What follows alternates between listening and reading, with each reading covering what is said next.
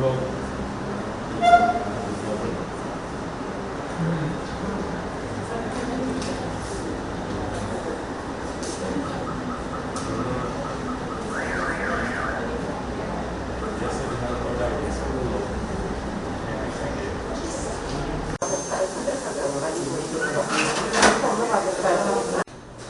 please introduce yourself. Hi, my name is Brian Manning. I'm the MP for San Fernando East and Minister in the Ministry of Finance. Sir,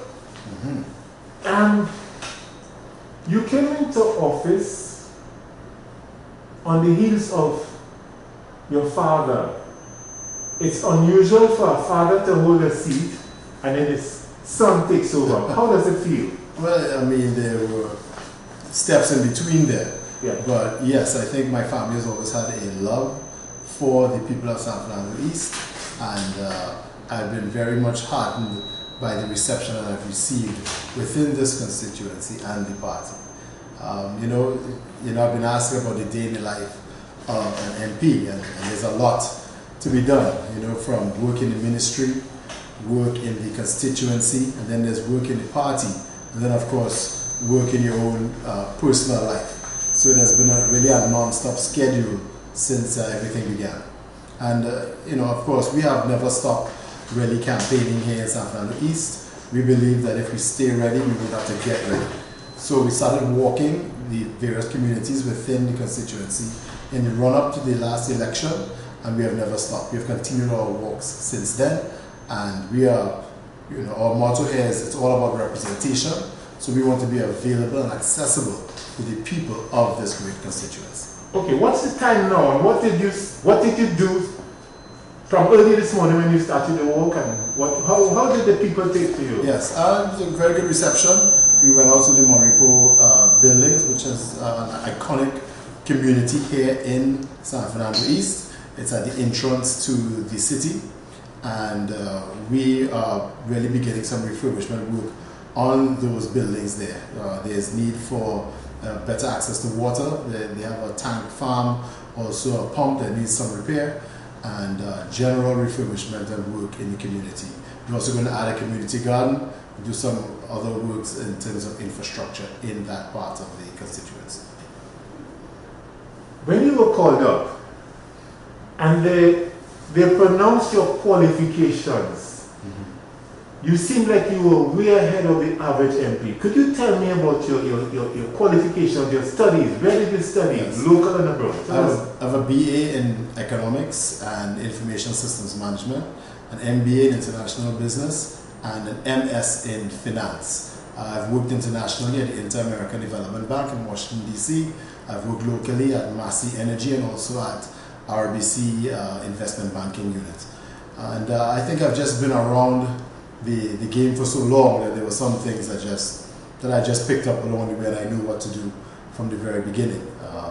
I may not have been directly involved, but I would say I was indirectly involved in a lot of the politics of what's been going on in Trinidad and Tobago, and of course within the constituency for the past 4 decades.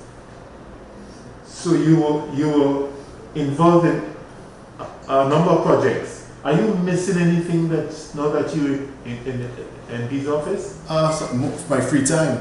that's the only thing I miss right now. I mean, there's no more free time really. You have to very carefully manage your time.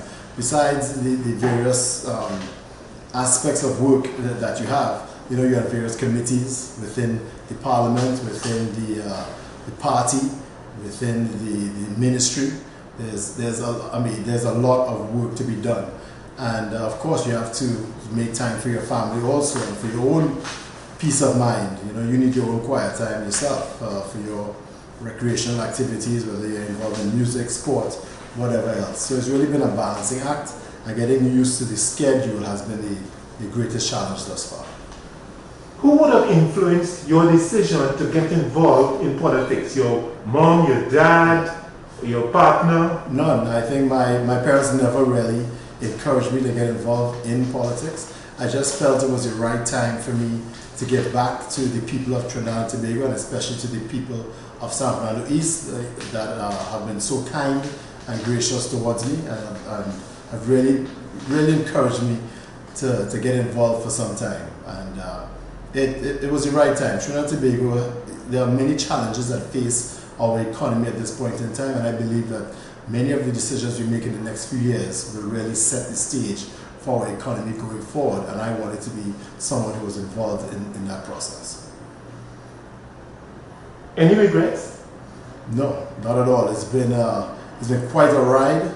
I have to say it's been a learning experience, been a steep learning curve. The Ministry of Finance, as you can imagine, is a vast entity with a lot of moving parts, and there has been quite a bit to learn. So I can't say that I've ever lacked stimulation or lacked engagement, because there's just so much to be done, and I'm grateful that I get to really stretch myself and my skills in an effort to really improve the lives of the people of Trinidad and Tobago. Now, San Fernando East was one of 3 seats that were held by the PNM during an election which they lost completely. Yes. You know, you were a challenge here? 1986, yes. What year? 1986. What were the other 2 seats that we won? You have some hard questions. I know it was Morris Marshall. Yes. It was Lavantil. I'm not sure which one.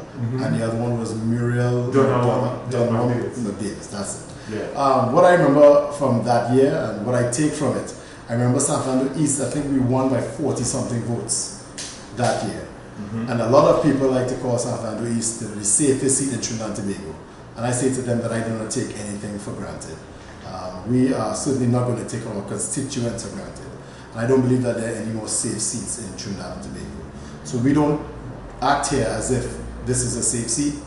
We put out the work every single day. We want to be accessible and available to our constituents, and we do all that we can to improve lives within this constituents. I think you belong to a number of joint select committees. Yes. How are you faring? Yes, I'm in NATAC, the Foreign Affairs Committee. There are about 3 or 4 parliamentary committees. There's also party committees, the Central Exec, the LegCo committees. Then within the constituency, we have our party group meetings, our executive meetings. We walk the constituency every weekend. Like I said, it's been a non-stop schedule, and if I don't manage things properly, my time is never well used. And if I don't schedule it, it doesn't get done. So that's really been the biggest challenge, to schedule things and to follow a schedule that actually works.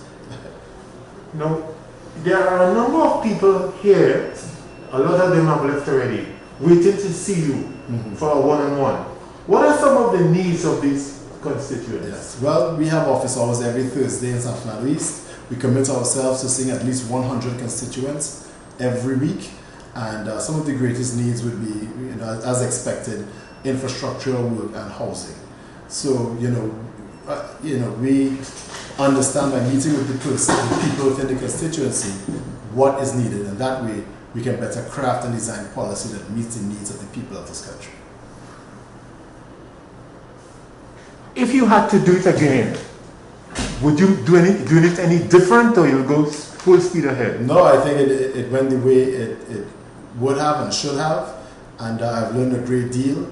I think that my mind has been changed in several ways as the whole electoral process. Once upon a time I felt that there should have been a separation between MPs and ministers.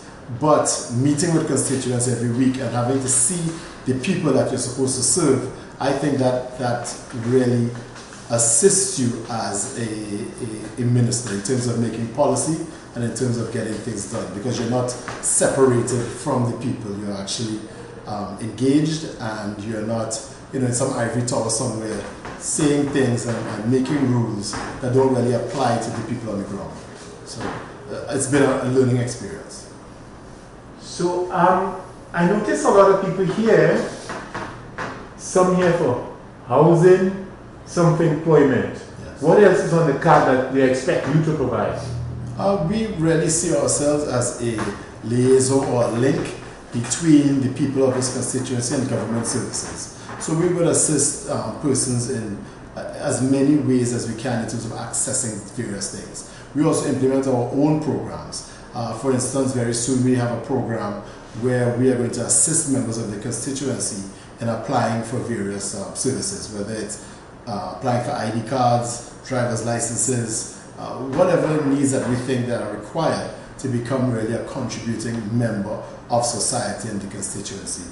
We're also going to have legal aid services, where persons who want the advice of an attorney can come to the office and speak with someone who can give them that kind of advice. We also guide them in terms of social services, what kind of services are available to those, especially now during this time of COVID. And we really do everything that we can to satisfy the needs of the people of the constituency so that they can live better and happier lives. What is at least one of the weirdest requests that a constituent may have made to you? I mean, we get so many requests, and some of them, veer off into the sublime. You have persons coming in here for small things. My neighbor and I get away. And I hope you can come and help. My neighbor what? My neighbor and I got away. We had an argument. Okay. Right? So I'd like you to come and talk to my neighbor, please. You get something like that. And you get other things that are pretty quite serious. Some persons will be looking for work, looking for jobs, or may have persons who, may have been residing in Trinidad and Tobago, trying to apply for residency. Things may have been held up, and they want some assistance. So we get some very serious issues at times. Other times, issues can be, funny, I would say. Do you have any sort of relationship with the adjoining constituencies? Yes, I mean we are all San Fernando. At the end of the day, we are surrounded by San Fernando West, Point-a-Pierre. There is Princestown, Honourable East. So we're surrounded by the other constituencies, and part of San Fernando East is actually in the Princestown Corporation. So we have to work closely with those agencies to get work done and to provide services for our constituents. And you don't have a problem with that? Overall, no. We've been really doing our best to work with the various agencies, and they've been quite helpful thus far. So we do all that we can to assist. Mr. Manning, there are a number of young men who find themselves day in, day out just lining on the block. If you had to say something to them, what would it be? I would say your job at this point in your life should be to educate and qualify yourself. If you're coming into the market, your goal, the labor market, your goal should be to add value. You're not compensated to the degree of your want. You're compensated to the degree of the value that you add to your employer or to society, your contribution. And that should be your focus. Learn a skill, learn a trade, educate yourself, and make yourself valuable, and you will never have to worry about compensation. That's something that will just come naturally. No, the previous government got rid of the camps that we had all over the country. When you say previous government, the UNC. The UNC. Yes. All the youth camps we had, they got rid of it. Yes. Do you think that has a severe blow, I think, to the social fabric of Trinidad and Tobago, and it's something that I don't know who would have recommended something like that, but we have really tried to implement some of these social programs which were designed to really assist some of the more at-risk young people in Trinidad and Tobago, and those were programs that should have never been dissolved. And this government has committed itself to really reinvigorating those programs and making them accessible to all who may require them. Okay, anything you want to say before we wrap up? Yes, I'd like to say that I'm extremely thankful to the people of San Fernando East for the way that they have embraced me, the way that they have allowed me to represent them, and that we here at the San Fernando East Constituency Office will continue to do all that we can to really provide and to satisfy the needs of the people of this great constituency. I'd like to thank them very much for all that they have done, and we will tirelessly work on their behalf. Thank God for Patrick Augustus Manning. He led the trail. Yes. He showed us the way to go. He's a trailblazer, and we have tried to build on his work, and our goal is actually to surpass what he has done. And that's a tall order, but it's something that really invigorates and excites the persons who work within this constituency and this constituency office. Okay. Well, I guess you have more clients to see. So it's going to be a long day. It's only just begun. What time did you start and what time you expect to finish? The latest we have left this office has been at 2 a.m. 2 a.m. And You mean the next day? The next day, and we started seeing constituents at 11 a.m. the previous day. You serious? Dead serious. And does it mean you walked before you came into office? Sorry? Did you walk to the buildings before you came into office? Yeah, I walked. Today I did that. Yes, but previously we had a time where we started seeing constituents at 11 a.m. We said we're going to see everyone that came here, and people started arriving at 11 p.m.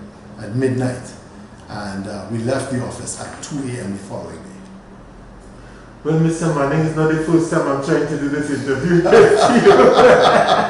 So thank you very much for opening your door. Very welcome. Now I'm going to have to kick you out so I can see the rest of the constituents. I don't like that. So we won't be here till 1 o'clock tomorrow. I'm not a football. Don't kick me out. Well, thank you very much for coming. I appreciate you. Okay. Doing this interview. Okay. Thank you very much. There's Joan Bisnat Friedberg, who is in the States, looking at you amongst others all over the world, looking at you. All right. Okay, thank you very much. You're welcome. Thank you so much.